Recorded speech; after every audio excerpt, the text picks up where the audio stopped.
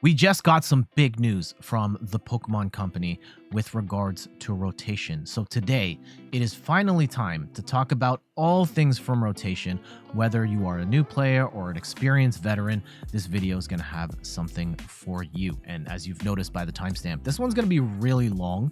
So grab some popcorn, settle in, and let's talk about all things rotation, including what the standard format is, what a rotation is, what cards are going away, and if you want to see the giant list of cards that are going away and you don't need the primer, just skip to this timestamp over here.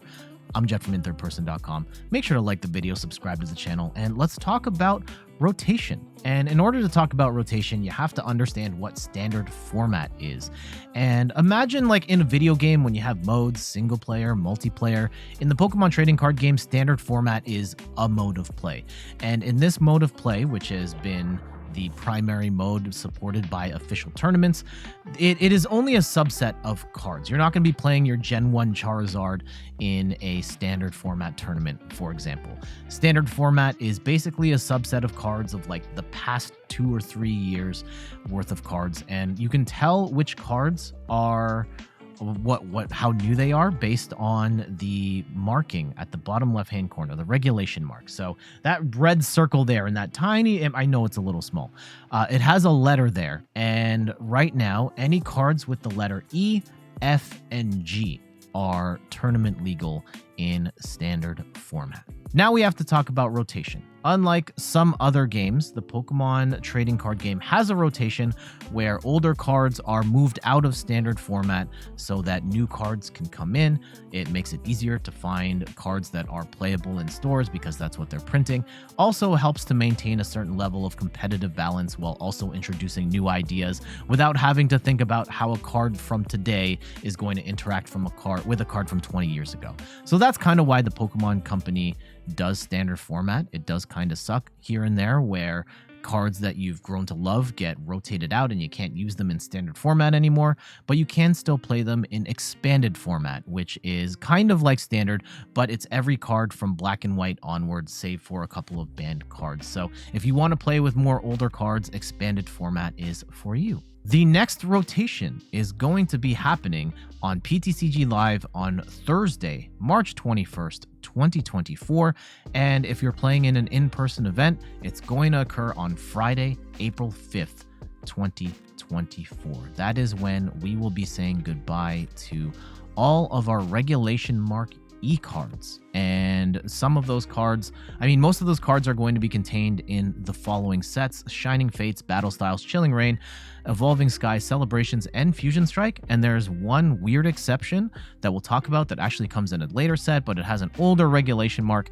It's all cards with regulation mark E. And yeah, we're going to get into the brunt of this video right now, showing off pretty much every card that has ever been meta relevant, almost every card that's been meta relevant in the next hour or so. So hopefully you enjoy the pretty much the morning of these cards going away. We're kicking off rotation with the death of Mew VMAX. Now, there are going to be some people that are very happy to see Mew VMAX go away. There are going to be others that will be absolutely heartbroken. Personally, Mew VMAX is my all-time favorite deck, and seeing it go away is going to be really sad. However, Mew VMAX leaves with it a legacy maybe unrivaled by any other deck in the Pokemon TCG. It has been an absolute monster paired with Genesect and Meloette and all the other cards that have been paired with Mew VMAX, and it was just an amazing attacker backed by an amazing engine. And Mew VMAX at its peak in the Fusion Strike era was basically unstoppable, and people had to tech like crazy in order to beat Mew. And then the Pokemon Company just made counter after counter after counter, and even with all of the techs in there, the Mightyena, the Spiritomb, the Drapion, Mew VMAX still placed at the top or near the top of almost every single tournament, including a win at the 2023 World Championships. You will be missed, Mew VMAX, but it is time for you to go. Along with Mew VMAX is Genesect V, IMO, the best Pokemon V of all time, with its Fusion Strike system ability, just letting you draw a billion cards and you get down like 3 Genesects on the board. And it's just insanely powerful how much draw the Fusion Strike decks get with Genesect V. And even though its attack being copied by Mew is amazing, you pretty much never attacked with Genesect, but even that doesn't stop Genesect from being one of the best cards ever, and its presence will be sorely missed. Alessa Sparkle was a pivotal tech in the Mew VMAX / Fusion Strike decks, allowing you to attach 2 Fusion Strike energy, 1 each to your different Pokemon. You were powering up Meloetta, you were powering up Mew, and this was the card that facilitated the turn 1 donks from Meloetta. Absolutely busted card. And yeah, the entirety of Fusion Strike is going away, so we will have no need for this one going forward. Power tablets, man, Fusion Strike got so much good stuff. Being able to get plus 30 damage on attacks was absolutely insane, allowing Mew VMAX to potentially one-shot pretty much anything in the game, or even Meloetta one-shotting everything in the game was nuts. Crabominable is a funny one. This was actually a promo in Japan that ended up being really good in Mew VMAX, and then this ended up becoming an incredibly rare card in Japanese, and it became really expensive out there. I mean, it was worth a decent amount in English, but it was a lot easier to find in English. Not many decks, I don't think any decks outside of Mew VMAX played Crabominable, but man, Cram was so good in Mew VMAX for flipping a coin and grabbing any card that you want. Later on, Forest Seal Stone would just let you get a card for a V-Star power, but that didn't stop Crabominable from being a 4 of in pretty much every Mew VMAX deck going forward because of how good it was in there and being able to cherry pick cards, of course off a coin flip, and sometimes there were going to be games where you hit 4 tails and never get anything off of Cram, but Crabominable was fantastic in Mew. Alongside Mew and Genesect, we're going to have to say goodbye to Meloetta, and not every Mew VMAX / Fusion Strike deck played Meloetta, but holy cow was this card a menace. Paired with Alessa Sparkle, it was possible to do over 200 damage with Meloetta on the first turn, and in particular in the V / VMAX era of the game. This was pretty much if you could get a turn 1 donk on a Pokemon V with Meloetta, the game was basically over. And Meloetta, just insanely powerful single prize card that will be going away. Gardevoir EX will continue to survive post-rotation, but it will not look the same going forward. One of the biggest losses that Gardevoir is going to have is this Gardevoir with the Shining Arcana ability. Now, its Shining Arcana ability is pretty nice, being able to draw cards while also attach energy that you might find in those 2 cards, but really, Gardevoir EX is going to miss that Brainwave attack, which had the potential to one-shot everything in the game. And it's also kind of a shame that this card is years old and it never really found its stride until Gardevoir EX came out in 2023, and now it's kind of found its footing in the meta, and we're gonna have to say goodbye just as it's finding its footing. One of the best psychic techs in the game, Fog Crystal, allowing you to grab a basic psychic Pokemon or a basic psychic energy, is no more. This has been a staple card in so many psychic decks, including Gardevoir, Shadow Rider, Dragapult, and many other psychic decks before, and we are really going to miss that consistency in psychic decks. One of the most hotly debated cards of the last few years, Battle VIP Pass. It only works on the first turn, but if you do, you get to bench 2 basic Pokemon.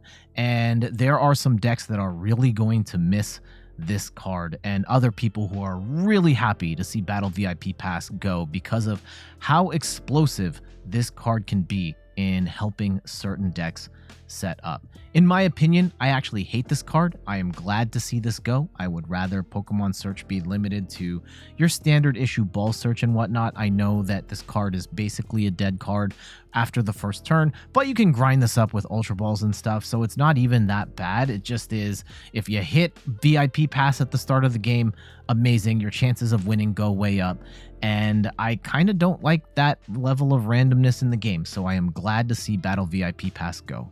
Quick note about Battle VIP Pass. I'm recording this in the future. It's been weeks in the making for this video.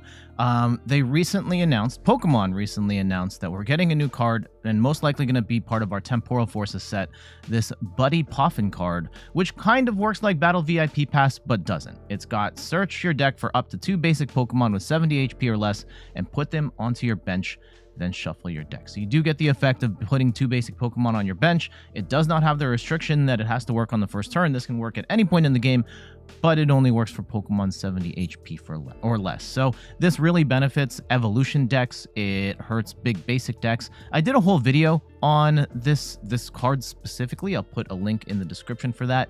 And yeah, let's get back to it. Path to the Peak is one of the first cards to feature the rule box language in here, as you can see in the text, Pokemon with a rule box in play. Now, before that, cards would specifically say like Pokemon V, Pokemon GX, Pokemon EX, and this one just kind of used that rule box language for the first time, which made it all-encompassing for any sort of like special card, like the Vs, EXs, V-Stars, and so on. And this is unfortunately going to rotate. And IMO, I don't want to see this card go. I know there are a number of players who can't stand Path to the Peak, but I think Path to the Peak is such an amazingly designed stadium, and it helps keep certain decks from completely running away with the format. Like I think back to when I started playing, and just before Path to the Peak, Eternatus VMAX basically went unchecked and for 2 energy could hit for up to 270 damage, and there was nothing stopping it. Or Zamazenta V, which had the ability where it just can't get hit by VMAXs, and certain decks were just screwed without any sort of recourse for that. And I think Path to the Peak does such a phenomenal job of limiting the power level on certain decks that I think Path to the Peak deserves a reprint. Now, stadiums don't normally, I don't know if there have been any stadiums that have gotten the reprint treatment, but if there's any card here that I think is deserving of coming back, I think Path to the Peak is absolutely it. Level Ball is also going to be missed. Gardevoir is going to be a big loser here in that it grabs Pokemon with 90 HP or less, losing out on Raltses and Kirlias. But throughout its life, this was a very popular card at being able to search out those smaller Pokemon. For me personally, during my time playing the game, this was a staple in Shady Dealings decks, getting out those Drizziles and those Sobbles. And unfortunately, we are going to see Level Ball go, and I think that it will be missed. We still have like Ultra Ball and stuff, and the Capturing Aroma. I cannot stand Capturing Aroma. And I have a feeling we're not going to see Level Ball come back post-rotation. Maybe like farther down the road, but I think that this level Ball is probably not coming back in the immediate term. Celebrations Mew is going to be missed, not just by Gardevoir, but there are other decks that were running Mew as well, such as Charizard and a number of others throughout the years. I'm thinking about like Shady Dealings, Urshifu, and many more. That Mysterious Tail ability letting you search for item cards with at the top 6, looking at the top 6 cards and finding an item card there turned out to be really good. And especially with Scoop Up Net in the format back in the day, this card was absolutely amazing. My favorite time playing with this Mew card was with Dialga V-Star, and you just chain the Mews and grab the Metal Saucers and potentially get that turn 2 Dialga attack to let you skip a turn. Absolutely amazing. Mew, you will be missed. Yeah, this is multiple Mews are going away that are really good. That's unfortunate. Metal Zacian V rotated last year, and this year we have to say goodbye to Psychic Zacian V. This card was mostly bad throughout most of its life. It was a tech card in the Shadow Rider deck just to get that extra 1 energy, or any Psychic decks that needed that extra 1 energy.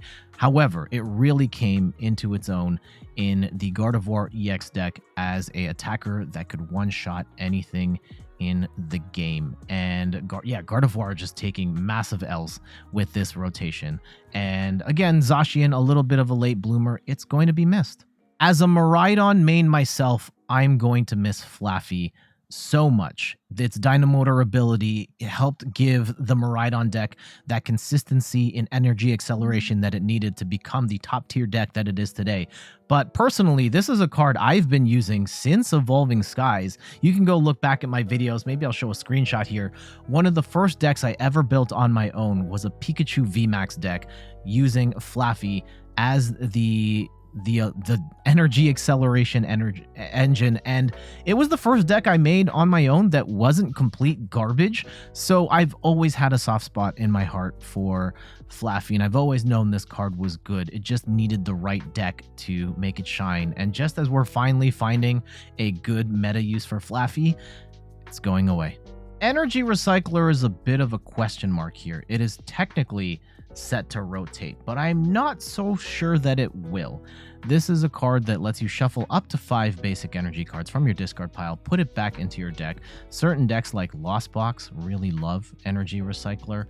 However, this is a card that has been reprinted and had its tournament marking updated numerous times, and there is a world where with Temporal Forces or some other set down the road, we get Energy Recycler back. So I'm reluctant to say that it's going away, though at this point in time, it looks like it is going away.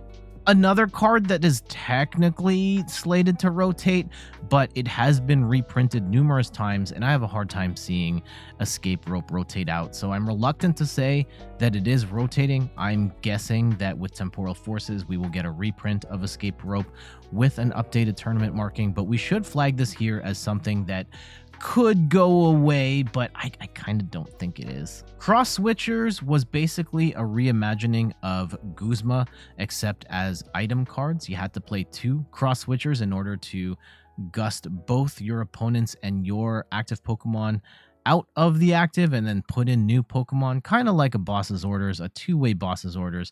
It was nice. I wonder if we're going to see Cross Switcher or something like this return in the game at some point. I don't think we're going to get like an instant reprint in the Temporal Forces Force Rotation, but I could see something like this coming back at some point. Celebrations Kyogre has had quite a weird career. At the beginning, this was a meme deck that was unstoppable for a while, thanks to Tricky Jim showing off that Kyogre Cryogonal 40 energy monstrosity and just destroying benches left and right. But it ended up finding its home in Lost Box and becoming a legitimate threat, having won multiple major tournaments. And it actually became it ended up being like one of the most memey attackers to one of the hardest attackers in the game to use. But yeah, Kyogre's kind of had a fascinating career with a lot of success along the way. And I never really pulled off the Aqua Storm combo in a not like the meme version. In the Lost Box version, I always had a hard time using it, but a lot of players love this card and are going to be sad that this one's going. Medicham V, its stocks are probably the hottest it's ever been. Yes, it did have a home in Urshifu decks, but right now in the Paradox Rift meta with the Iron Valiant, Medicham V is probably the best it's ever been, thanks to that Yoga Loop attack where it's so easy to set up with Iron Valiant, get in the Medicham, take that 20 damage and skip your opponent's turn so you get to go again.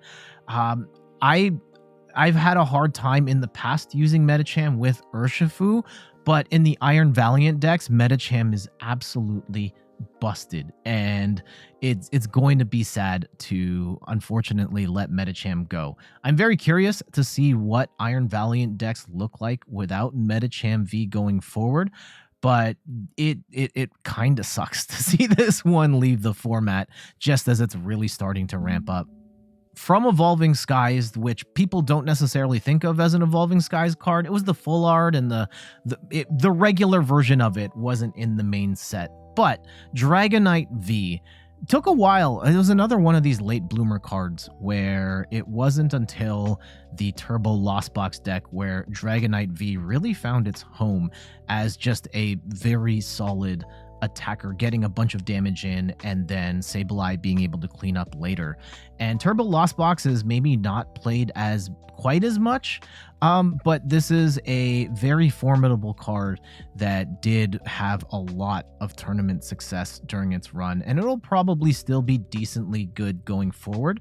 I mean, Lost Box is kind of in a weird spot with Paradox Rift in terms of the Jirachi and the Iron Hands, but Lost Box decks are still continuing to do well enough, and Dragonite V and the Turbo variant will probably continue having solid showings until this eventually rotates. Tyranitar V was a garbage card for a very long time because pre-Lugia, you had to power this up with Houndoom, and getting 3 to 4 energy on here with the Houndooms would cause a whole bunch of damage. However, once Lugia came out and we got the single strike variant of Lugia V-Star post-rotation, Tyranitar V became a star with its massive single strike crush attack boosted by single strike energy, being able to one-shot pretty much everything in the game, and it also just being a dark type attacker. And this card really found its home in Lugia V-Star, and now we're gonna have to let the entire single strike version of Lugia go. This one hurts my heart. Duraludon V and VMAX. I've only got the VMAX pictured here because no one really cares about the Duraludon V. At least this one, the metal one, was better. The dragon one, not so much, but Duraludon VMAX is one of my favorite Pokemon cards. Its skyscraper ability is so good, prevents it from getting hit by Pokemon with special energy, which was a big deal for quite a while. And its attack G-Max pulverization doing 220 damage and its 220 shred is just really solid. I remember trying to make this card work even before Arceus. I had like a weird Zacian with Bronzong and moving the energy around because I just saw potential in this card. And once Arceus came out, then Arceus Duraludon became one of the best decks for a really long time. And it's only in recent weeks and months where Arceus Duraludon has finally fallen out of the top of the meta. But I will always remember Duraludon VMAX as just a really solid attacker and defender for being able to block attackers with special energy on it. So this one really makes me sad. Rapid Strike Urshifu V and VMAX has been a staple in competitive play. Yes, its attacks are a little weird in terms of how you use them. There's lots of movement in order to get Gale Thrust working, and G-Max Rapid Flow makes you discard all your energy. But Rapid Strike Urshifu VMAX is one of the most fun Pokemon to play, and it is a fan favorite among competitive players, especially like I find really top tier players who love to manipulate the damage and create these crazy prize maps. And it's definitely one of the harder Pokemon to play, but man, in the right hands throughout its entire history, Urshifu VMAX has been an absolute monster. And even this past rotation where it lost shady dealings and stuff, it found a new home with Inteleon VMAX and continues to be a menace.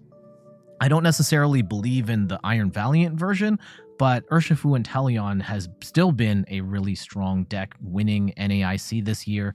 And this will probably continue to be a strong deck. And yeah, Urshifu will continue to be a strong deck until it rotates early next year.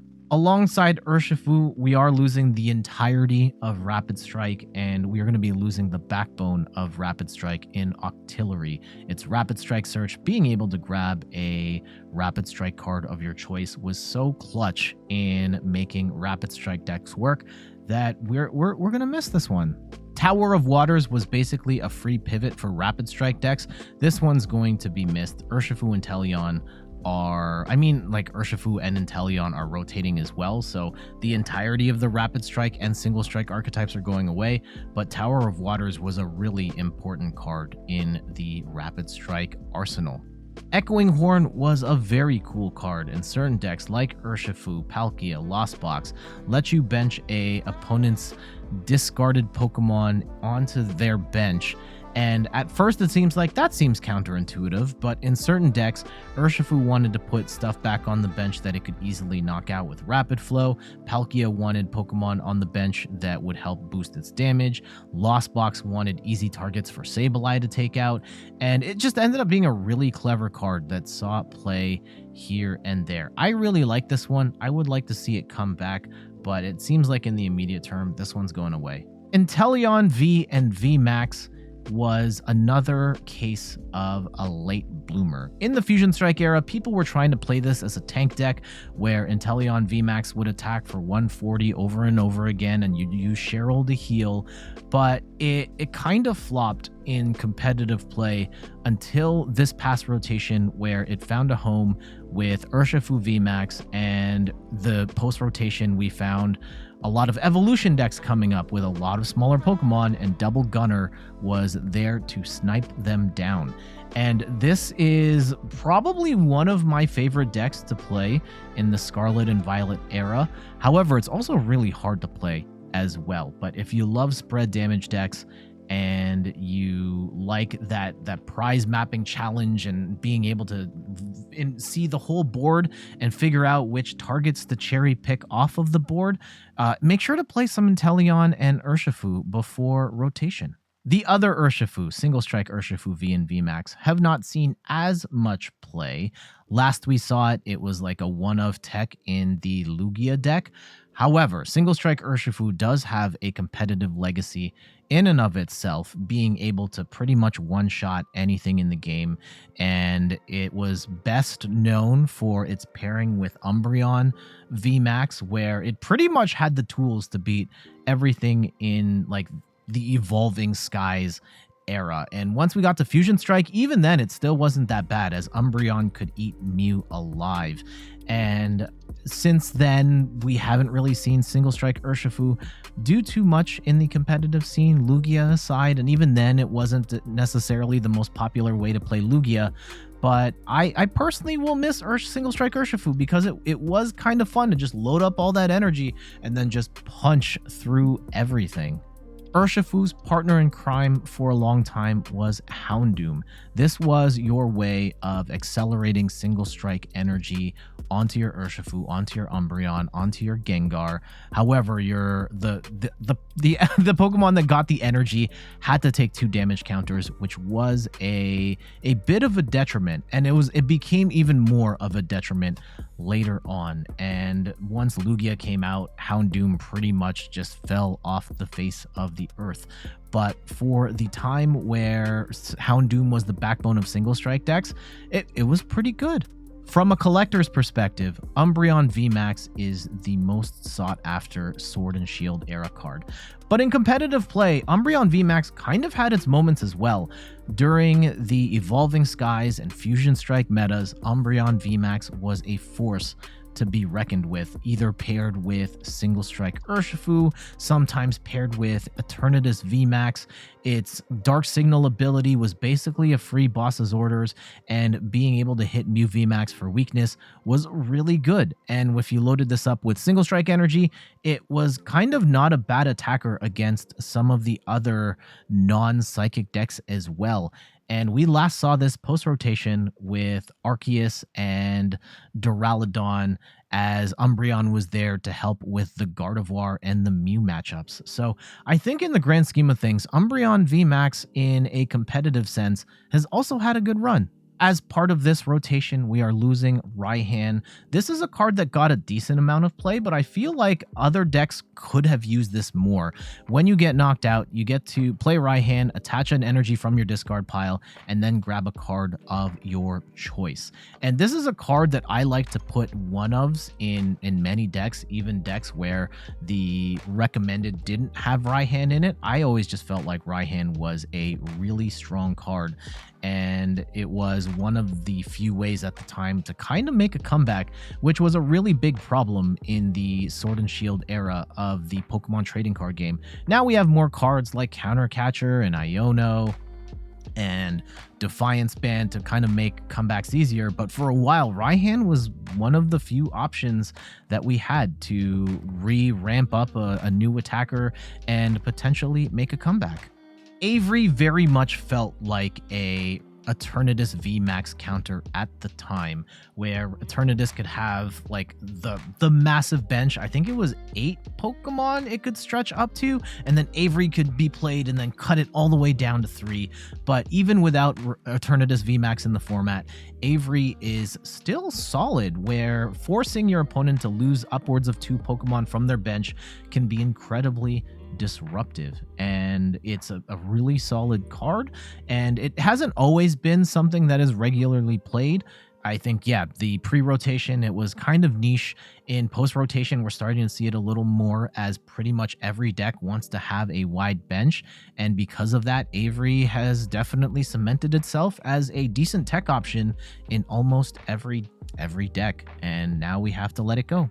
Clara is a very cool recovery card. Being able to grab up to 2 Pokemon and 2 energy allowed for some really crazy combos. I think at the peak of Clara hype, we were using this to grab Galarian Moltres and 2 dark energy so that we could bring it back from the discard pile, charge it up, and then just destroy a Mew VMAX.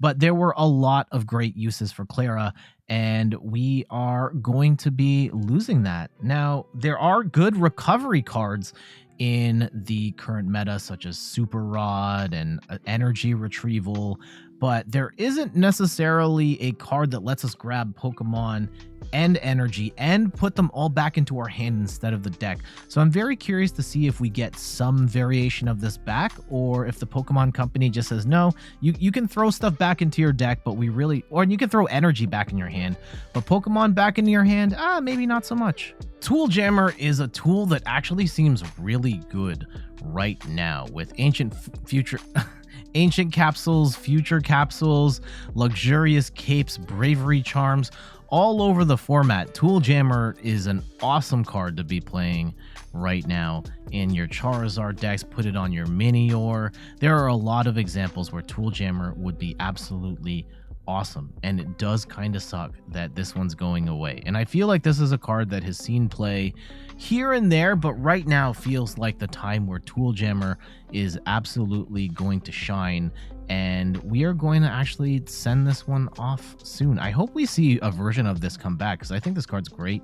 This one's a little bit of a curveball, because this actually came out in Astral Radiance, where almost every card in that set is a Regulation Mark F, but Spicy Seasoned Curry came out in Japan around the time of Fusion Strike as a promo, and it didn't make it into that set, so it came out during the F cards, the F block of cards, but it still has an E regulation mark, and therefore we are losing Spicy Seasoned Curry in the next rotation. And this card has not seen any play up until now with the Cloth and Electrode deck, and Cloth and Electrode will be losing the Spicy Seasoned Curry, at which point maybe the Cloth and Electrode deck may not be playable at all if this goes away. Crabominable V has seen fringe play and some success. We've seen it in Palkia decks, and more recently we have seen this in the Snorlax stall deck, where your opponent can also try and make you run out of cards, and you just say, nah, I'm going to put in Crabominable and use that trigger Avalanche to make you lose the last few cards of your deck and then win the game. But its Destroyer Punch attack is great at cleaning up opponent's Pokemon that have damage counters on it, because you just do an insane amount of cleanup damage with Crabominable. Not played as much these days, but this was a staple of competitive decks for quite some time. Flying Pikachu V and VMAX will be missed. In particular, this was paired with Arceus V-Star powering up Flying Pikachu. This was the star of the Championship 2022 winning deck. Shout outs to Andre Scubal, who played the Arceus Flying Pikachu deck that won the whole thing. Flying Pikachu at the time was just an amazing counter to Palkia V-Star, which was many considered to be the best deck in the game at the time, and Flying Pikachu VMAX just like one-shotted it, while also having the utility of not being able to get hit by basic Pokemon, which was really handy. And Flying Pikachu V wasn't bad as well. You could hit for 20 plus paralysis, and that fly attack was actually pretty sick, being able to prevent all damage from end effects of attacks. I actually won a match at Toronto Regionals thanks to that fly attack. So much love to Flying Pikachu V and Flying Pikachu VMAX for that matter. I will miss you both. Ice Rider Calyrex V and VMAX will be going away as part of this rotation. Ice Rider was actually a bit of a late bloomer relative to Shadow Rider Calyrex. At the time of Chilling Reign, everybody was like, Shadow Rider's the deck, and then there's Ice Rider. Later on, though, Ice Rider would really find its home in the world of V-Star Pokemon and the Shady Dealings engine, where Max Lance plus Choice Belt was enough to one-shot V-Star Pokemon, which made Ice Rider Calyrex an incredibly strong Pokemon in that era of the game. Now, it's largely fallen off. In recent times, we actually saw a Palkia deck with Ice Rider get top 4 at Poland Regionals. However, I don't foresee Ice Rider necessarily having a renaissance going through the final stretch. I think it'll see some fringe play here and there and get some success because it is really good against some of the basic V and basic EX decks like a Miraidon and a Roaring Moon. But I think Ice Rider's best days are behind it going into rotation. But I think it might still have like a little bit of legs here and there. Melanie was a fantastic supporter for water decks, and to a certain extent, certain decks that weren't water types, but they were playing water energy anyway, let you attach a water energy from your discard pile and draw 3 cards. This was excellent in so many water decks, including Palkia, even Arceus decks where you were just playing Arceus and you'd run the water package so that even if you missed the turn 1 attach, you could still attach Melanie and go. This one kind of sucks to see go away, but it has fallen out of favor as water type Pokemon V have kind of cooled off in the current meta. That said, Palkia V-Star continues to find success here and there, and Melanie will probably be there right up until the end. Shadow Rider Calyrex was an absolute menace during the Chilling Reign era of the game when it was paired with Gengar Mimikyu Tag Team GX, and you could ramp up pretty easily with Shadow Rider Calyrex at the time and just do a billion damage to VMAX Pokemon. However, Path to the Peak was always a thorn in this deck side, and rotation, losing that Gengar Mimikyu really hurt the deck to the point where it hasn't been seen much in competitive play since. That being said, it does see fringe play here and there. There are some ride or die players that only play Shadow Rider Calyrex. Shoutouts to Hazy Cats, who's probably the most well-known Shadow Rider stan. And this card still can do decently well, has still won stuff here and there. There have been a lot of creative ways that people have played the Shadow Rider Calyrex and all sorts of different types of decks and configurations. And we are seeing this playstyle revived as part of the new Mew EX as well as Xatu. So even though Shadow Rider is going away, the actions that this card would do will remain in the game, just in a different way. For a time, Jolteon V and VMAX were meta staples. This was a card that, well, VMAX did 100 damage to the active and 100 damage to one of the bench Pokemon that had damage counters on it. And up for a time, during the Fusion Strike era in particular, this was the second best deck in the game. And it was almost up there with Mew VMAX in terms of firepower. And then the V-Star era of the game started and Jolteon fell off a cliff. And these days, it doesn't really see much play. Some players have tried this with Iron Valiant, with mixed levels of success. I think it's seen some success in online play, but IRL, it hasn't really popped off at all. But for a time, Jolteon VMAX was an absolute monster, and I'm kind of sad to see it go. Cheryl was an awesome card in decks that could play it.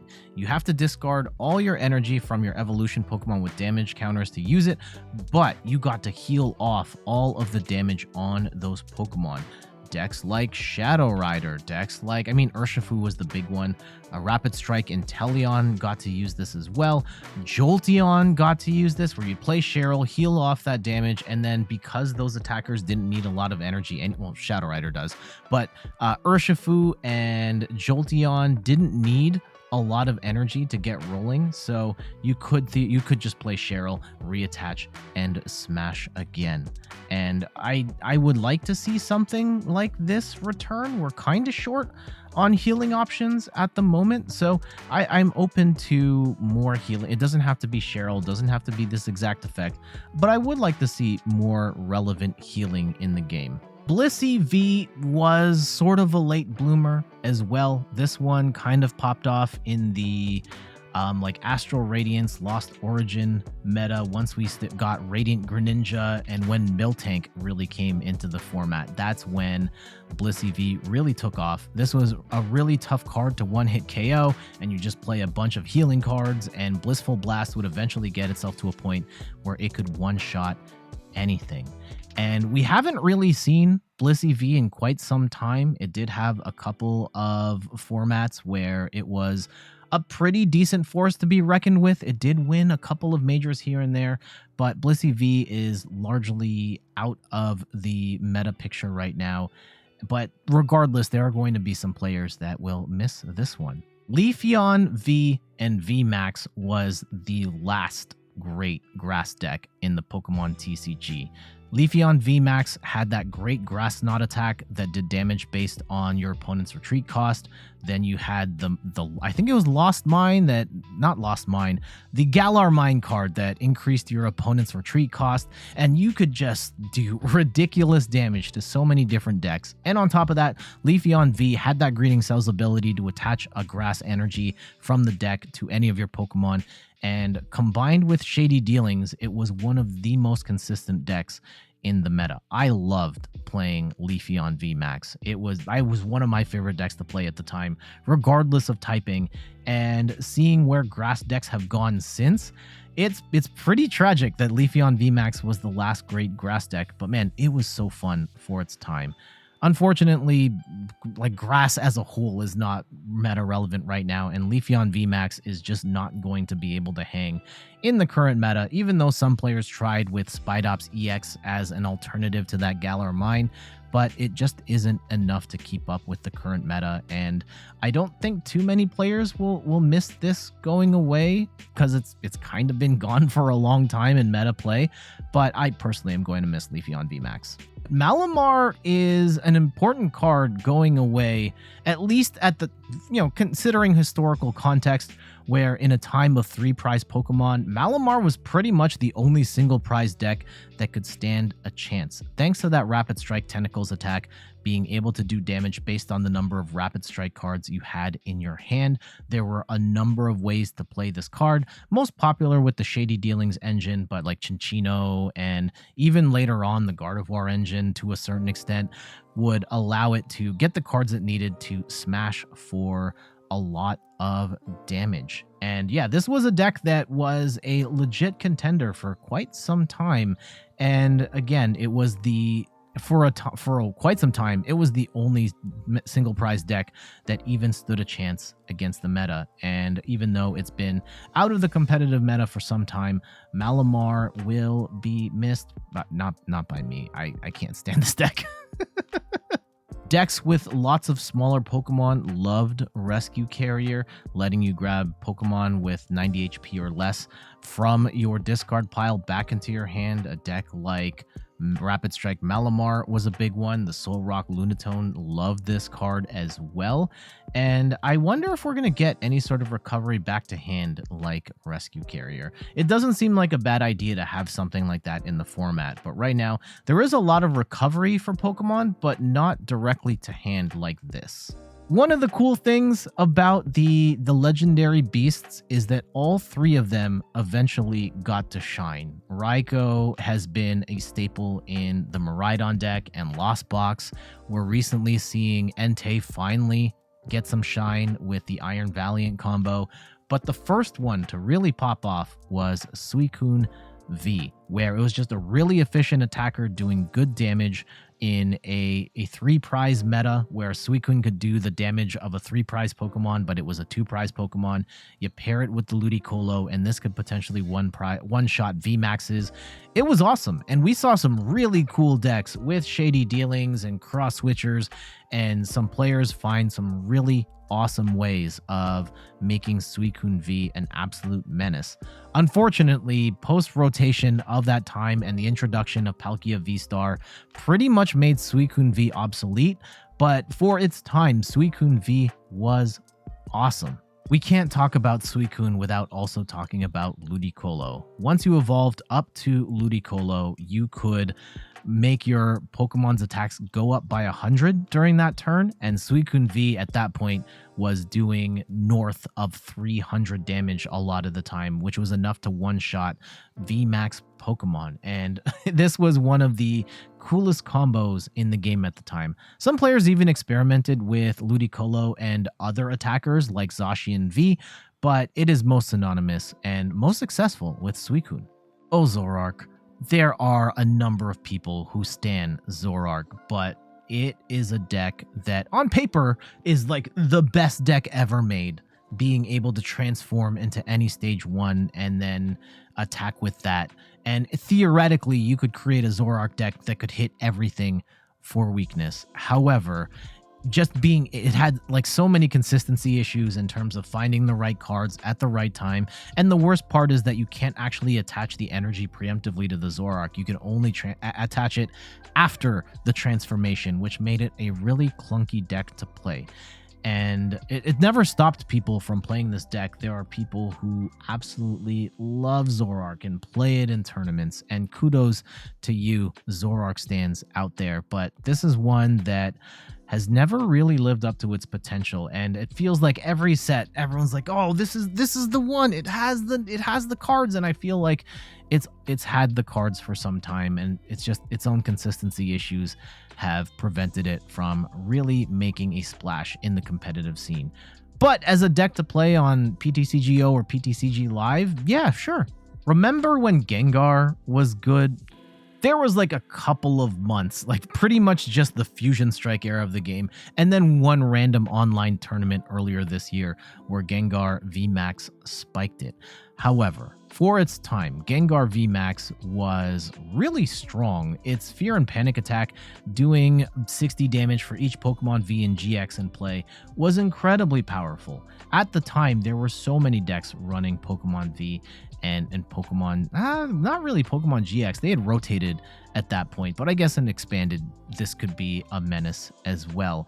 But this card absolutely ate Mew VMAX alive. And then its Gmax Swallow Up attack, 250 damage, plus the single strike energy, could put it in a position where it could one-shot anything in the game. So for a time, Gengar VMAX was incredibly strong. Tower of Darkness gave single strike decks a little bit more draw power, where you could discard a single strike card and draw 2 more cards. Certain decks like a Urshifu Umbreon and a Gengar would play a bunch of these just to give those decks a little more draw. Urn of Vitality was one of the few recovery cards for special energy, lets you get your single strike energy back into the deck, and with the entirety of single strike going away, then there's kind of no need for Urn of Vitality. We'll see if something similar returns to the format. I'm not so sure. Stormy Mountains was essential for a while in lightning-based decks. Especially pre-Miraidon. This was a card that did get played a lot, though lightning decks didn't get played a lot pre-Miraidon. This was primarily to help out Rayquaza at the time, but this is a solid card helping lightning decks establish their bench. But at this point, Miraidon V-Star makes this largely irrelevant. I mean, Dragon Pokemon still get screwed, but lightning decks, you just throw in a Miraidon or 2, and you can basically do what Stormy Mountains does. Some Miraidon decks will still play Stormy Mountains here and there, but I don't think it's necessary, and I don't think this card will be missed. Skaters Park is a stadium that saw fringe play in Shadow Rider decks and in Chen Pao decks.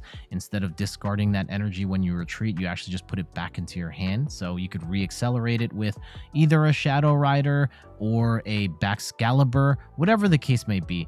Definitely saw some fringe play and seen some tournament success here and there. I'm kind of sad to see this one go, but I don't think that it will be missed too much in the grand scheme of things. Sylveon VMAX did see a little bit of time in the sun. Around the time of its launch in Evolving Skies, players were using Dream Gift to get that item card in order to get that deck rolling at the beginning of the game. And then Sylveon VMAX would have its Max Harmony attack where it could do 70 plus 30 for each Pokemon of a different type on the bench, it was an interesting concept because then you would have like a dragon type, a water type, and you'd have all these different types so that Sylveon VMAX with 2 attachments, one whatever energy and a rapid strike energy could attack for upwards of 200 plus damage.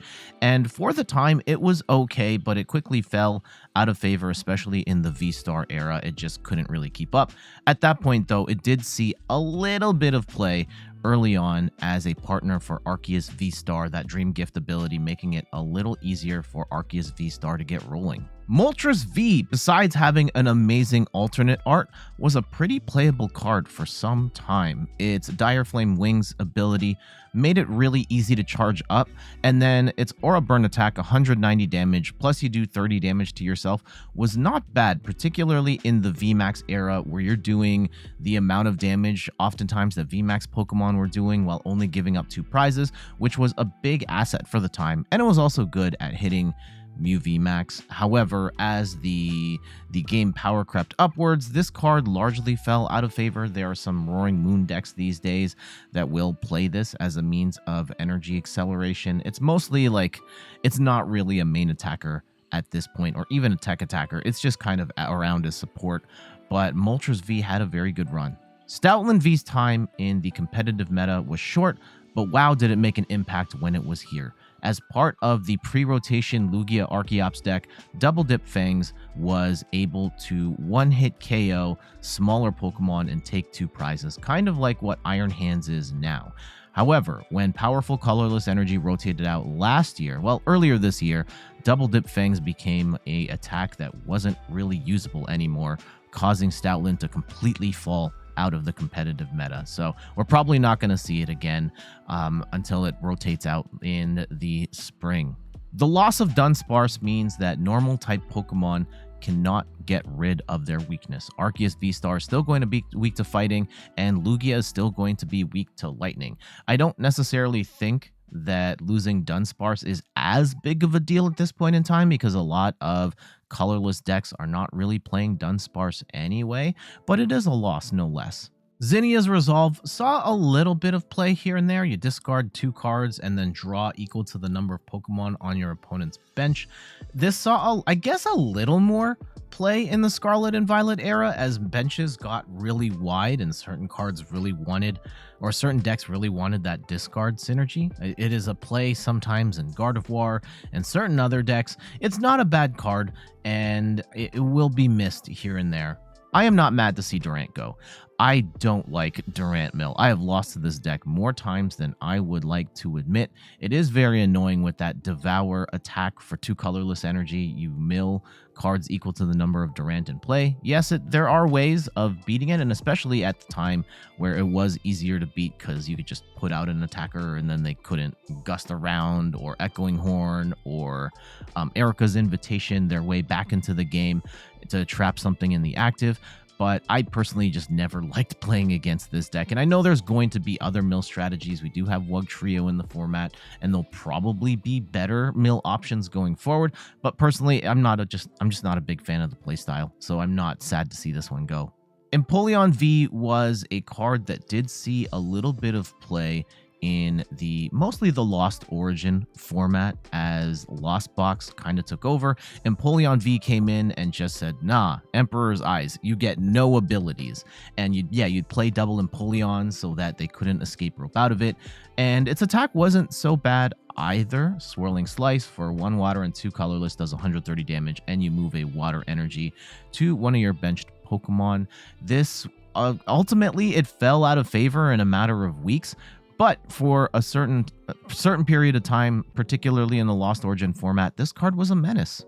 Shady Dealings has been long gone, but the Keep Calling Sobble, oftentimes the best Sobble, is still in the format today, but it is rotating out in this next rotation. Its Keep Calling attack, where it lets you bench up to 3 Rapid Strike Pokemon, was a great way of setting up, at the very least, getting more Sobbles on the board, even if you weren't playing a Rapid Strike deck.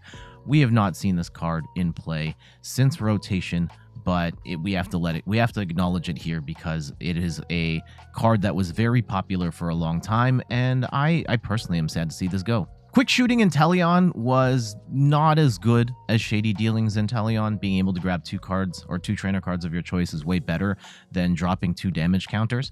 However, dropping 2 damage counters oftentimes was enough to change the math in certain matchups, and a lot of Inteleon Shady Dealings based decks did run at least one of these to get that incremental damage in.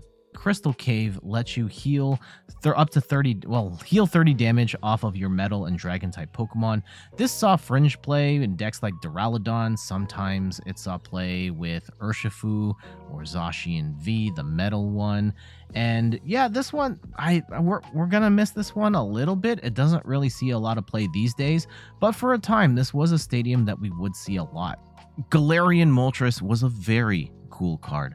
With its Malevolent Charge, when you bench it, you can attach up to 2 Dark Energy from your hand to it, and then its Fiery Wrath attack gets stronger as the game goes on. By the time your opponent's taken 5 prizes, this card is doing an incredible 270 damage on a single prizer. In particular, this card was an absolute menace to Mew VMAX. Now, we don't see this card as much, but it has seen some play in certain Lost Box decks in recent times, and it definitely had an excellent run throughout its competitive career. All of the V-Union cards are going away. That includes Mewtwo, Zacian, Greninja, Morpeko, and Pikachu. Now, at the time these were being released, I was absolutely so excited for V-Unions, and I was hoping for them to be a big part of the game. Unfortunately, they were too clunky to get into play. Their HP was a little too low, their attacks not really good enough, and for the most part, they ultimately weren't worth it from a competitive standpoint, though they were fun to play. Greninja just bombing the bench for 100 damage and everything on there was awesome. Zacian pretty much had a one-hit KO attack. Mewtwo V-Union was obviously the best one. This actually saw competitive play and still kind of sees competitive play. I mean, it's kind of fallen out of favor. It's definitely still something that can pop up, but whether it was a control deck or as an ending attack for Gardevoir, Mewtwo V-Union was pretty decent for its time.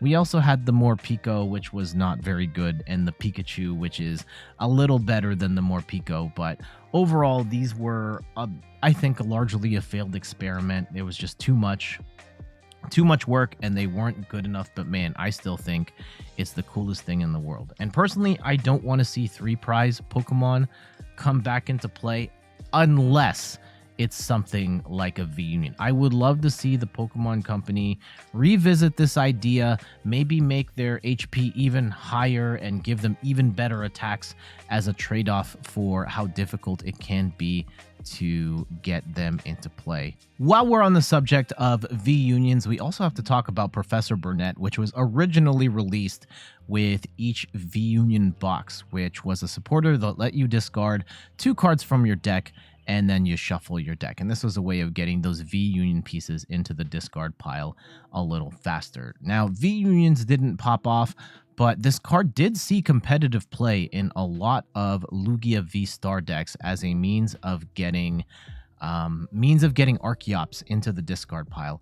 And I mean, Lugia's placement in the meta is a little shaky at the moment, but as long as Lugia is being played, I think Professor Burnett is going to be a staple of that deck until it rotates. Bruno was a shuffle draw card that benefited from you being one of your Pokemon getting knocked out on the previous turn.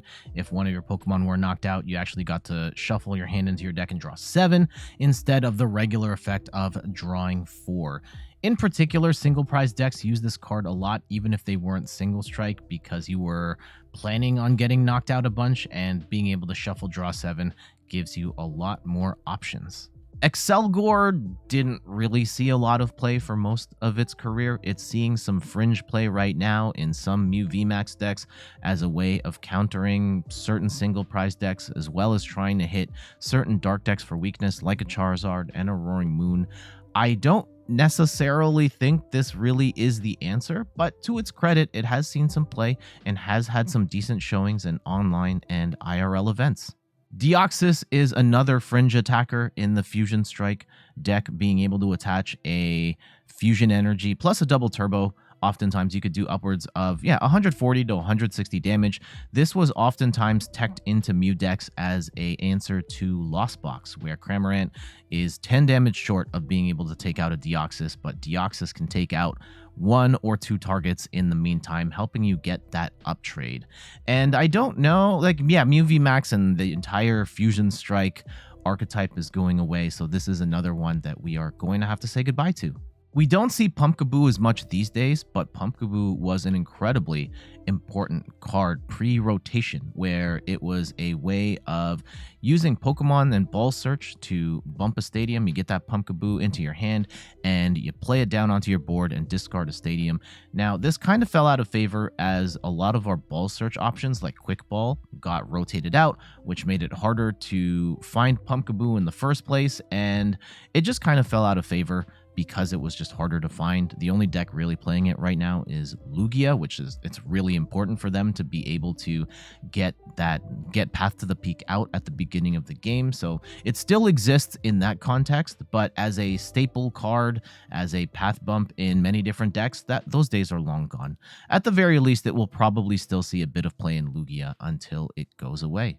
Cresselia was a card that we mostly saw in Shadow Rider decks. Its Crescent Glow attack lets you accelerate up to 3 Psychic Energy to one of your Pokemon on the bench.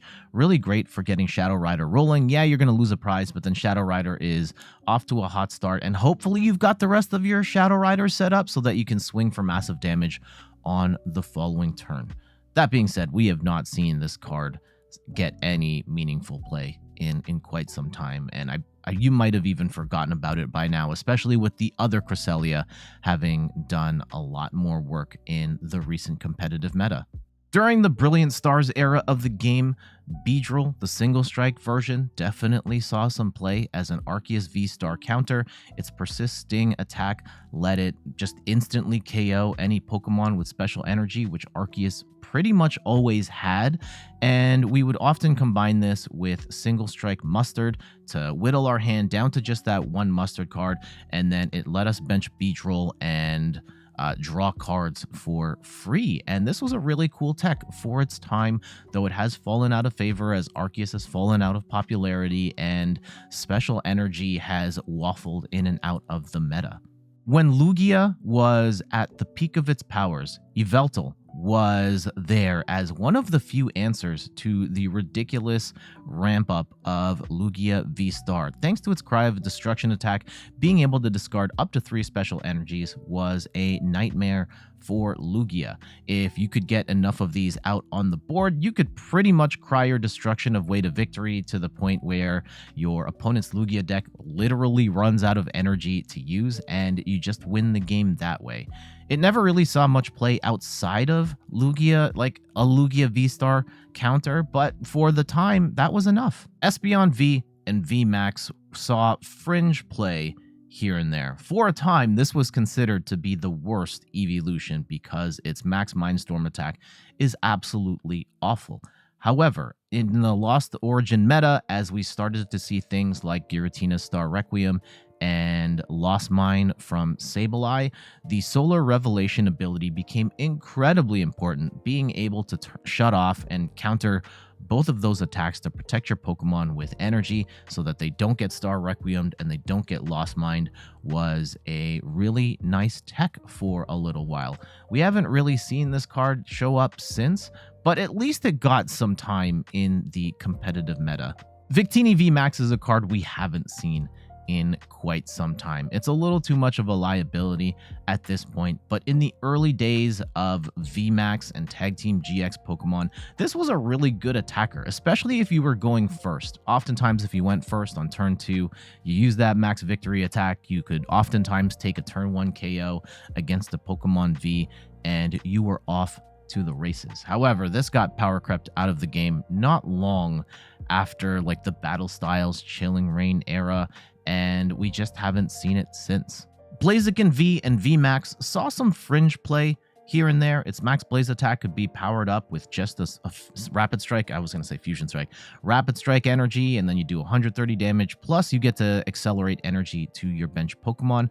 Oftentimes, this was paired with Zeraora V so that you could combo that into Cross Fist, where Zeraora would do 100 damage plus 160 damage to a bench Pokemon.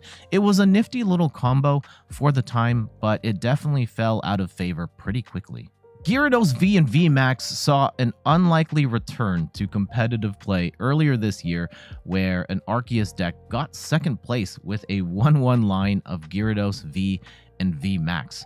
Its Hyper Beam attack lets you discard an energy while doing 120 damage, and Max Tyrant is just a huge move for 240, but this saw its most play pre-rotation when Memory Capsule was in play, and Arceus and Gyarados VMAX could throw a Memory Charm on the Gyarados and take advantage of that Get Angry attack, where if Gyarados takes some damage, the next Gyarados attack can probably one-shot anything in the game. Very cool card. It was very difficult to use for a long time, and then once players found it with Arceus plus Jolteon and the Memory Capsule combo, it ended up being kind of a cool deck. Before Mew EX, we had Kricketune V, which kind of did a similar thing where it got to draw up to 3 cards, and at the time there wasn't really any draw engines like that, so this did see a little bit of play here and there. And if this was in the active, you actually got to draw 4 cards instead of 3, which did make it a little better than Mew EX in that regard. However, it did fall out of favor pretty quickly, and we haven't seen it since, and we're probably not going to see it again until it rotates out. Tapu Koko VMAX was a tech in some of the pre-Miraidon Lightning decks, where its max shock attack does 180 damage, and you get paralysis as well if you are behind on prizes. And sometimes, like, paralysis is sometimes cool, where if your opponent doesn't have a way to escape the paralysis, you can get in an extra hit and take that big KO. However, if they do have a switch card or a way of getting their Pokemon out of the active, then the paralysis kind of sucks, and we haven't really seen much paralysis in the competitive meta. Articuno kind of did for a little bit, but for the most part, it's just kind of better to do big damage rather than doing less damage with paralysis and hoping that they can't get out. So Tapu Koko VMAX probably not going to be missed too much. We do have Tapu Koko EX, which also has a big attack, which also does paralysis, and we'll see if things change and maybe paralysis becomes a bigger part of the competitive meta going forward. Galarian Zapdos EX was a neat attacker around the time of its launch, where that Fighting Instinct attack lowered its attack cost based on the number of Pokemon V your opponent had on the board, and at the time everybody was usually just playing a full board of Pokemon V, so attacking for 170 damage for just 1 fighting energy was pretty common. This did see a lot of play as a counter against Arceus V-Star, but even before Arceus V-Star, this saw some play just as a nice single prize attacker that did, not single prize, a 2 prize attacker, where it still did good damage against some of the VMAXs in particular, where you could try and uptrade 2 prizes for 3. Now, we don't really see this card anymore, but for a time, it did have some play. For a time, Surfing Pikachu was considered better than Flying Pikachu. You could ramp this up faster because it's water energy, you could play Melanie with it, and you were doing a solid 160 damage while also doing 30 bench snipe. And this was before Manaphy entered the format, so there was no real way of blocking that. Now, 30 in the grand scheme of things wasn't all that much even at the time, but it was considered more easy to play than Flying Pikachu. Of course, we know that Flying Pikachu ended up being the runaway hit of the two, and after people discovered the power of Flying Pikachu, in particular within the context of Arceus, Surfing Pikachu kind of fell off a cliff, and I still think it's a super cute card, and I'm glad to have a playset of it. I actually built a Surfing Pikachu deck back in the day, but this one is probably not going to be missed too much. Galarian Articuno, similar to Galarian Moltres, had that same charge ability where when you play it down onto the bench, you can accelerate energy from your hand to it up to 2 energy, which was nice, especially in the Shadow Rider deck where you wanted to flood the board with energy, and it gave you access to a snipe attack as well. And this one definitely did not see as much play as the Moltres, but it wasn't bad. Galarian Zapdos was clearly the weakest of the 3. Yes, it did accelerate energy the same way as the other 2, and technically you could have hit Arceus V-Star for weakness, but for the most part, this card didn't see much play outside of some fringe decks like Sirfetch'd V and Arcanine V-Star. What was it, Arcanine V? Arcanine V. Yeah, Hisuian Arcanine V. A couple of decks here and there, mostly for its energy acceleration. Its attack is terrible, 3 energy, 70 damage, and paralysis is not good at all. And so yeah, this was absolutely the worst of the 3, and this one probably won't be missed. Basculin was actually kind of cool and saw a little bit of competitive play, paired with Urshifu VMAX, where its Swarm the Wound attack would do 30 damage, plus 10 more damage for each damage counter on your opponent's active Pokemon. Oftentimes, you throw Rapid Strike energy on there, and then you attack a damaged VMAX and take 3 prizes with a single prizer. It was pretty good. Now, it did kind of fall out of favor a long time ago, but it did have its moment. Ugh, I cannot stand this card. When I first started playing the game around the Battle Styles and Chilling Reign era on PTCGO, so many people were playing this deck. It was a budget meme deck, and budget meme decks were a much bigger deal on PTCGO when it was a lot harder to get the good cards. And people were playing this for the big Sand Cannon attack. You flip the top 6 cards of your deck, and it does 60 damage for each fighting energy you discard this way. And this could do a ridiculous amount of damage and was especially potent against certain VMAX decks. Of course, you gave up your consistency to put in like 40 energy or whatever in your deck. But yeah, this did get some wins as a meme deck here and there. There's actually a video I did earlier this year. I was playing a Lugia V-Star deck, and we actually ran into the Sandaconda deck, and it still almost got me. So yeah, this one I cannot wait to see this one go. Rayquaza VMAX probably deserves its own video. This card was the biggest bust of the Sword and Shield era, where it has a good ability, it theoretically has a good attack. There was another Rayquaza from back in the day that had a similar attack that was very competitively viable, and this one's like a similar version to that, but it actually does more damage.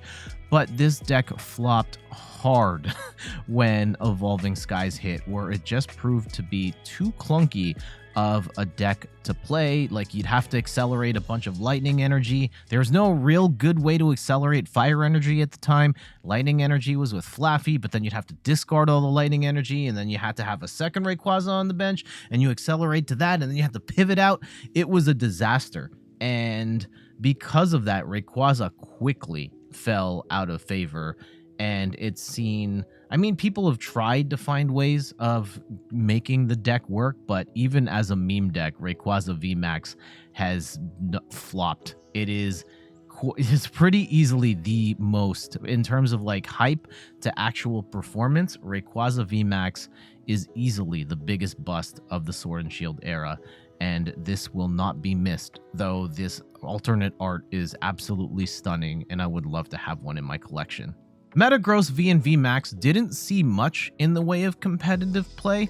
However, it was kind of one of the last times we saw quote-unquote quad deck towards the end of the Sword and Shield era, where you would just have 4 Vs and 4 VMAXs of these super tanky Pokemon where you would just heal them over and over again. And this was one of those where it has 330 HP, very chunky, and its max rush attack does 100 damage, and then on consecutive turns it would do 150 more damage. So it'd be 100, 250, 250, 250, and then you would just be healing the damage that you were taking along the way and try and tank wins that way. This one is, I mean, I've never actually played Metagross. I never got the cards in PTCGO to make it work, but I know there are a handful of people that love this playstyle, love quad decks. But yeah, that not only Metagross is going away, but pretty much that entire playstyle just doesn't exist right now in the game. Do you miss quad decks? Let me know in the comments. Lycanroc V and VMAX saw some fringe play here and there. Even most recently, I've seen some Lost Box decks tech in a Lycanroc here and there. With that Hunting Claw attack, for 1 fighting energy, you just knock out one of your opponent's Pokemon in play that has 60 HP or less remaining. In, say, against Lost Box, you could throw down a Hawlucha, knock down some Comfeys, and then Lycanroc just comes in and says, boop, get out of here, Comfey. And yeah, in the world of Arceus, this was one-shotting Arceus for a little bit while also doing some extra damage to the bench. It saw some fringe play here and there and might still see some fringe play going forward, but this one's not going to be a big loss once it rotates out. Dracozolt V and VMAX was another, maybe the poster child of the quad deck concept where all you had was Dracozolt V and VMAX. And the combo we have to show here is annoying because for 1 energy, Primeval Beak forces your opponent to not be able to attach energy to the defending Pokemon, and you also do 30 damage. And then that Spark Trap was nuts, where you do 60 damage, and if they hit you, you get to drop 12 damage counters on them. So again, the general idea was just have a Dracozolt up, stop them from accelerating energy, and then you would Spark Trap over and over again, and then heal off the damage you take. And there was maybe a week or so where a ton of YouTubers were making content on Dracozolt, and it never really saw play outside of being like a content creator / meme deck, but man, was this annoying to fight against.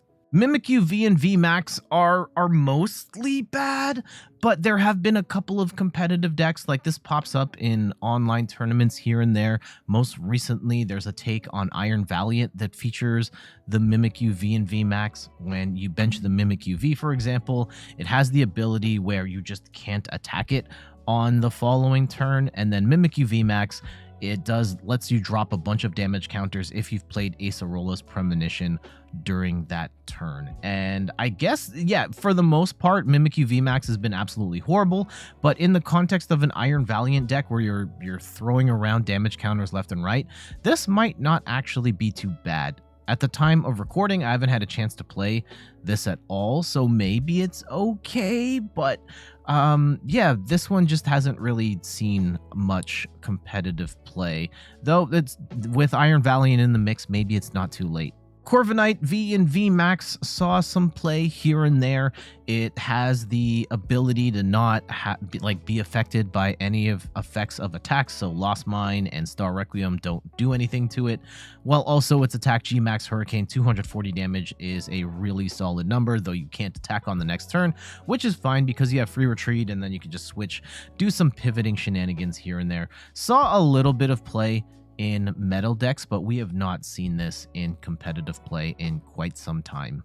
Passimian used to be a go-to partner with Rapid Strike Urshifu thanks to its throwing coach ability, letting your attackers do 30 more damage to bench Pokemon V and Pokemon GX.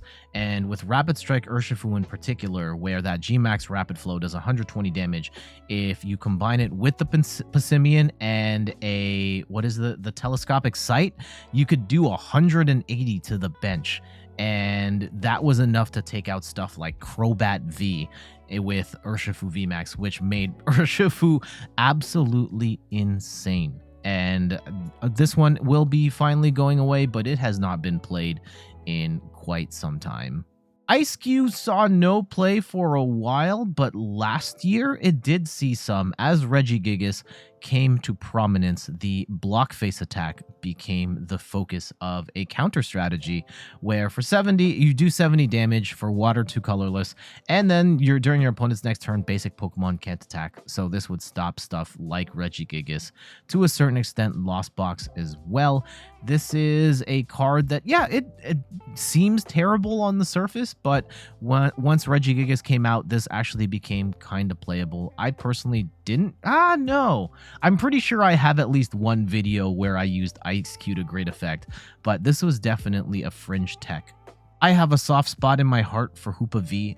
Back in the day, there was like 2 weeks where this card was hot because it has the ability where it is Psychic and Dark type. So in the peak of Brilliant Stars, when Mew VMAX and Urshifu VMAX were at the top of their game, Hoopa V could hit both of them for weakness and one-shot them. And I made this deck that had like Arceus V-Star with Hoopa V and with Lucario V-Star, and variations of that deck actually did good here and there, and because of that, like, I had so much fun playing this deck at that time. Its attack Shadow Impact does 170 damage and puts 3 damage counters on one of your Pokemon. That part kind of sucks, but if you were hitting for weakness on either Mew or Urshifu, and like, there was a ton of Mew VMAX and Urshifu at the time, this card was awesome. However, it has largely fallen off a cliff at this point, and no one's really played it since that time, but I will remember the good days with Hoopa V. Cherrim is a card that never really saw a lot of competitive play. It does appear in some fringe decks. I remember the Evolving Skies Regidrago deck would use this to accelerate energy.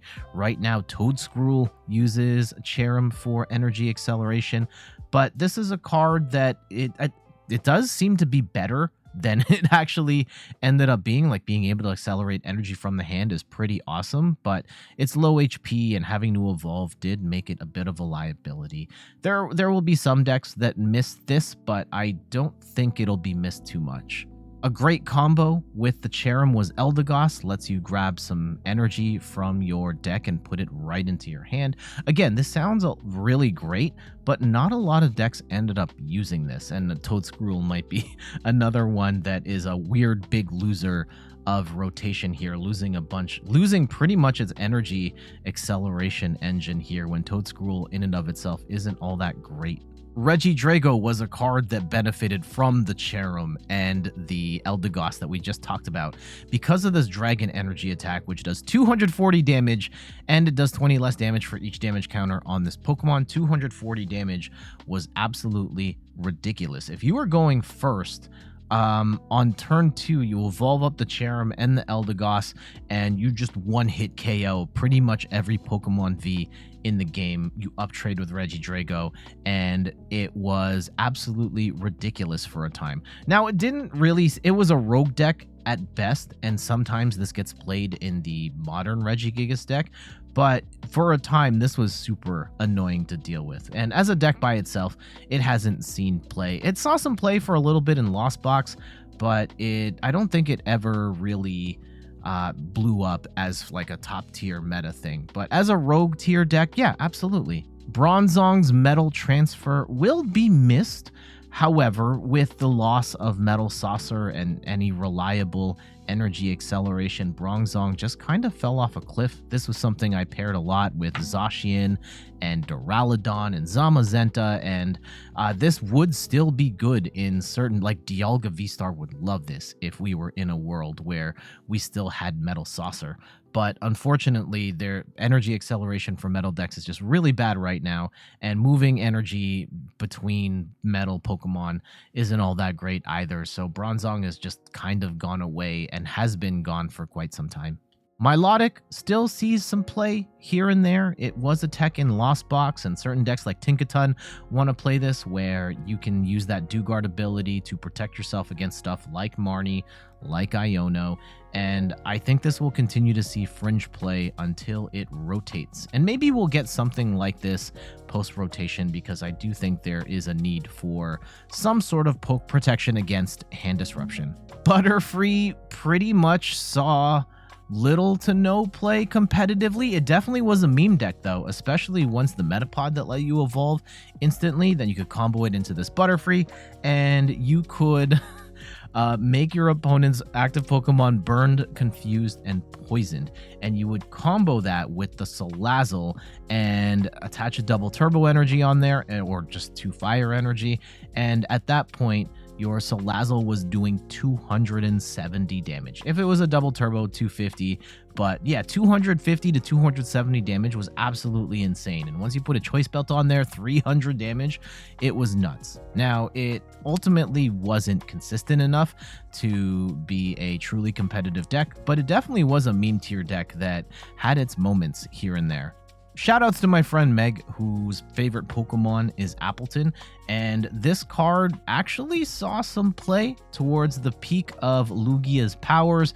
Appleton did have the Thick Mucus attack for 1 colorless energy, does 70 damage for each special energy card attached to your opponent's Pokemon, and in a world where Lugia's accelerating energy, special energy left and right, Appleton was there to one-shot multi-prize Pokemon, no problem. Now, since Lugia has fallen off the face of the earth, at least, I mean, it still sees some play here and there, and it actually had a pretty decent run in the Scarlet and Violet era, but people aren't respecting the deck enough to tech in anything like Appleton these days, and we're probably not going to see this again till until rotation and beyond.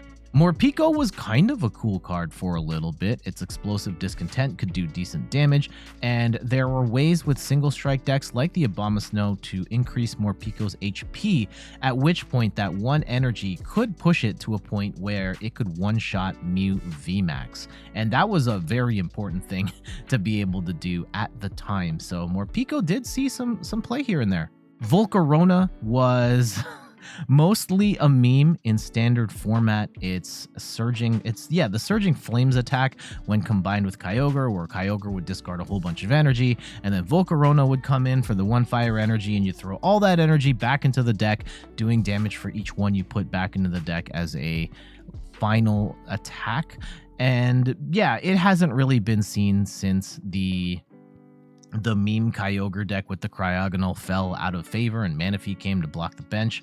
However, I've heard this card is very good in Expanded. Let me know if that's true. Galarian Articuno V was the worst of the legendary bird Vs. However, it did have its purposes here and there, in particular in V-Union decks, where the ability to discard 2 cards and drew 1 was helpful in getting those V-Union pieces in the discard pile. Jumpluff was very much a meme, but it was a cool meme. It had the ability to attack twice, and doing 120 damage with 1 grass energy wasn't that great, but you could pair this up with certain scrolls that had different attacks, and it lets you bench snipe twice in a row and do some other wacky stuff. It was pretty cool, I'll admit. Cryogonal was the backbone of that meme Kyogre deck that accelerated all the energy, and at its core, the Cryogonal with the element chain being able to attach energy from the top 6 cards of the deck was what got Kyogre rolling, and then you could just retreat with that 1 energy and let Kyogre splash. We have not seen this card since the Kyogre deck fell off a cliff, but will it be? I didn't like this deck at all, so I won't miss it. Most of these glove cards were garbage and nobody really played them. I saw maybe a couple people use the sponge gloves. I've seen the psychic-based ones to try and take out Comphase, but in recent times, the justified gloves are the ones that see the most play as people are teching for Charizard and for Roaring Moon, wanting to get that extra damage in. I won't miss the glove concept. It was mostly bad for the most part, but there were times when these weren't bad, and I guess justified gloves, if it makes it any easier to beat Charizard, sure. So yeah, I guess they were fine. During the peak of Arceus Mania, Fan of Waves was definitely a card we saw, where you pretty much just take that special energy off your opponent's Pokemon, throw it to the bottom of the deck, and hopefully disrupt them long enough to regain momentum. This is a card that we have not seen in quite some time. Even when Lugia started to pop off, Fan of Waves wasn't really... I mean, Lugia accelerated so much energy so fast, the Fan of Waves just simply wasn't good enough to slow anything down. But for a time, Fan of Waves was a very cool and a vital tech to have. Corinna's Focus was a card that saw some play in Rapid Strike decks, lets you draw until you have 6 cards in your hand. It's an okay draw card, but what made it great is that Octillery could find this card because Corinna's Focus is a Rapid Strike card, and in cases where you had no real other options, Corinna's Focus was a decent draw card for Rapid Strike decks. Phoebe was a lifesaver for a time. There were times where VMAX Pokemon, or there were times where certain cards, I would say Zamazenta V was one where if you had a VMAX deck, you just could not hit Zamazenta. And you could play Phoebe to turn off their effects on your opponent's Pokemon so that you could do stuff like attack through a Zamazenta V. And this is a card that did see some play here and there. As VMAXs started to fall out of favor, so did this card, but it was definitely helpful for a time. Karen's Conviction saw a little bit of play, mostly in Duraludon decks as a one-of, where based on the number of prizes your opponent has taken, you can do more damage. And when Karen's Conviction is played with a Duraludon and your opponent only has like 1 or 2 prizes left, Duraludon becomes an absolute unit and could one-shot even 3 prize Pokemon, which was awesome. Single Strike and Rapid Strike Mustard are going away as well. These haven't been played in a while, but they were very cool. Players along the way found out that this was great for getting stuff like Single Strike Beedrill into play, and then you attach an energy, and then you could take out an Arceus V-Star instantly. Really cool tech. Adventurer's Discovery saw some fringe play. Being able to grab up to 3 Pokemon V in one go was really nice in Arceus decks, and in particular, Shadow Rider Calyrex made great use of Adventurer's Discovery. It was, just a card that saw a little bit of play here and there. It's fine. It doesn't really see much play now, though, as we have largely moved away from Pokemon V, but it was good for its time. Elemental Badge was a card that mostly Jolteon used so that it could attack with 1 energy, with Jolteon having fallen out of favor. This is a card we just haven't seen much in quite some time. Granted, the Iron Valiant Jolteon deck was a thing for a moment, but Elemental Badge is largely going to fall by the wayside with Jolteon. Old Cemetery saw some play here and there for getting incremental damage on non-psychic decks.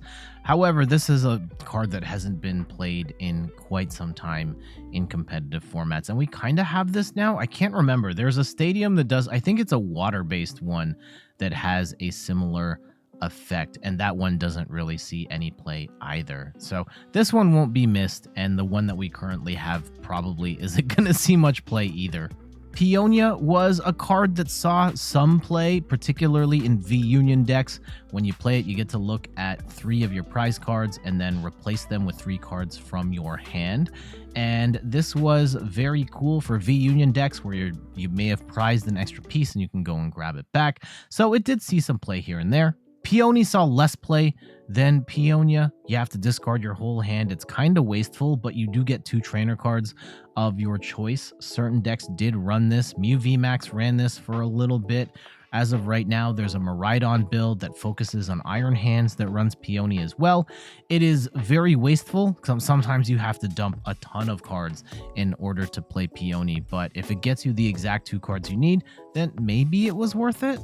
Boost Shake saw fringe play here and there where you just play this item, evolve one of your Pokemon to end your turn, and you go from there. I think the biggest Boost Shake offender was the Galarian Weezing that shut off all abilities. Right now we have the TM Evolution, which sort of does a similar thing and lets you evolve multiple Pokemon. Of course, that one is a tool and it requires you to have energy on your Pokemon in the active, but I kind of like the TM Evolution better than Boost Shake.